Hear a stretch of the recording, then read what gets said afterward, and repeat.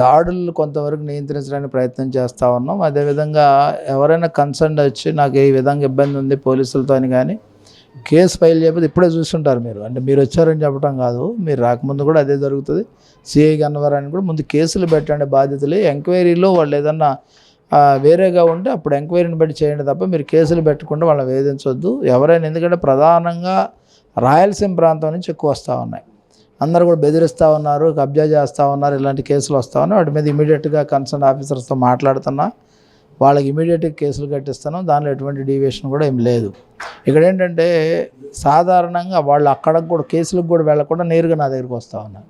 దానివల్ల ప్రయోజనం జరగదు. ముందు కేసు పెడితే ఆ కేసులు వాళ్ళు తీసుకోకపోతే అప్పుడు కమిషనర్ రిపోర్ట్ చేస్తే కమిషనర్ యాక్షన్ తీసుకుంటే తప్ప వాళ్ళు అది చేయకుండా ఈ విధంగా చేస్తూ ఉన్నారు. ప్రజలందరినీ ఒకటే కోరుతా ఉన్నారు, మీకు ఎక్కడైనా అట్రాసిటీస్ జరిగినా ఏ విధమైన ఇబ్బందులు వచ్చినా నేరుగా పోలీస్ స్టేషన్కి వెళ్ళండి. పోలీసులు సరిగా స్పందించకపోతే నా దగ్గరకు రండి. కైకలూరు అదే రోజు నేను క్యాంపులో ఉండి ఇమీడియట్గా ఎస్పీ గారితో మాట్లాడితే 5గురిని అరెస్ట్ చేస్తాం సార్, ఇంకొకరిని చేయాలన్నారు. ఆ అరెస్టుల మీద నేను చాలా క్లియర్గా ఎస్పీ గారితో 45 minutes మాట్లాడే వాట్ ఈజ్ వాట్ అనేది.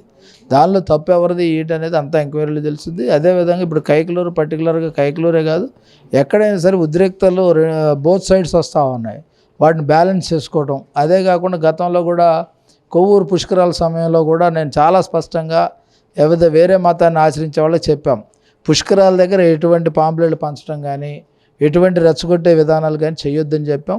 అక్కడ కూడా సమన్వయంతో చేయాల్సినటువంటి పరిస్థితుల్లో ఎవరు తొందరపడ్డారు, ఏం జరిగింది అనేది పోలీసులు ఎంక్వైరీలు తేలాలి తప్ప నేను విన్నదో చూసిందో లేకపోతే ఇంకోటో కాదు. అది ఖచ్చితంగా సత్వర న్యాయం చేయమని మాత్రం ఎస్పీ గారిని ఆదేశించడం జరిగింది. ఎస్పీ గారితో కూడా నేను స్వయంగా మాట్లాడటం జరిగింది. ఎవరైతే దోషులు ఉన్నారో వాళ్ళు ఏ పార్టీ అని కాదు, పార్టీలతో సంబంధం ఉండదు ఇక్కడ. ఎందుకంటే కమిషన్ పార్టీ సుమోటోకి ఈ రోజుకి నాకు కమిషన్కి ఎవరో వచ్చి రిప్రజెంటేషన్ ఇవ్వలే. నేను సోషల్ మీడియాలో చూసిన దాని మీద రియాక్ట్ అయ్యి ఆయనతో మాట్లాడటం జరిగింది. సార్, ఈ మధ్యకాలం చూస్తే గుంటూరు జిల్లాలో ఎక్కువగా వాటర్తో పొల్యూట్ అయ్యి చాలామంది చనిపోయారు. అందులో ఎస్సీలకు ఒక వర్గానికి సంబంధించి సపరేట్ వాటర్ ఇస్తున్నారు అనేది ఒక ఆరోపణ. అది దురదృష్టం. అది అలాగేం రాలేదు. సుమోటో జస్ట్ సోషల్ మీడియాలో వస్తూ ఉంది. నేను ఆ ఏరియాలో అడిగితే క్వారీ గుంటల్లో నీళ్ళు అనేది నిల్వ చేసినటువంటి నీళ్ళని లిఫ్ట్ చేస్తున్నారని ఎవరో వీడియో చూపించారు.